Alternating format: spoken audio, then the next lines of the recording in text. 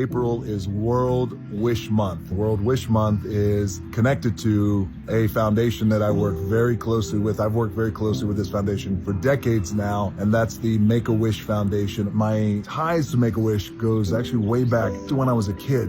My dad was a professional wrestler, and his name was Rocky Soulman Johnson, and he wrestled all across the country and around the world too as well back in the early 80s. We had not heard of Make-A-Wish back then, and the idea and the concept was new. At that time, you just knew, wait, so this foundation grants the wishes of kids who are really, really sick.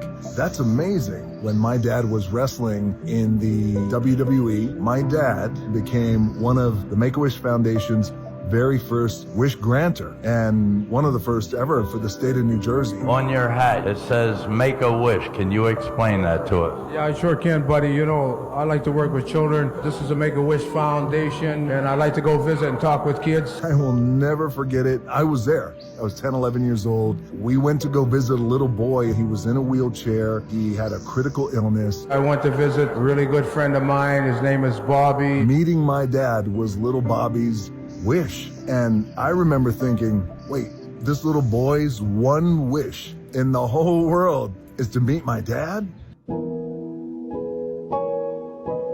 My dad picked up little Bobby out of the wheelchair and he held him on his lap and in his arms. And I remember Bobby being real small. Of course, my dad was jacked, so he looked extra small in my dad's arms. And I'm a little kid.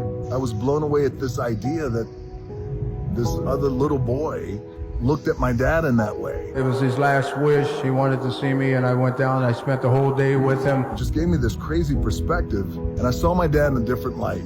I had a great relationship with my dad, and then as I got older and I became a man, it got a little complicated, and at times it got a lot complicated. And, you know, my dad was tough. He wasn't a big I love you guy. He showed his love in other ways, I guess, but he was tough, and he was a tough guy, and he was tough on me. That's the way he chose to raise me, and that's okay. But watching this moment with my dad and little Bobby allowed me to see this side of my dad that was so loving and moving. I'll never forget it, and I know it moved my dad. This Make-A-Wish Foundation is one of the greatest things that there ever is, and I'm more than happy to take my time to spend with kids like that because I really enjoy doing things like that. That's how far back my ties go with Make-A-Wish. And now, years later, as life can ironically come full circle, I get the opportunity to grant wishes too as well. I have had the great honor and deepest privilege of granting hundreds and hundreds and hundreds of wishes over the years. Every single one moves me, depending on these kids' conditions. Sometimes it really sits me down and it takes my breath away. Working with Make-A-Wish and granting these wishes for these little kids who are really going through it, it's truly the best part of my fame. So I want to encourage you guys, if you ever have an opportunity to work with Make-A-Wish or help make one of these kids' wishes come true, I encourage you to go for it and do it because it's so gratifying and satisfying. And even if you don't have a chance to work with Make-A-Wish, there's also just this idea of being kind and being good to people, and especially little kids who are going through it and going through tough times. There's real value in just being good to people and being kind because that matters. It goes a long way. There's a great saying I heard when I was 15 years old, which is, it's nice to be important, but it's more important to be nice. And I carry that with me. Thank you for everybody supporting Make-A-Wish. Thank you to the entire Make-A-Wish Foundation, my team.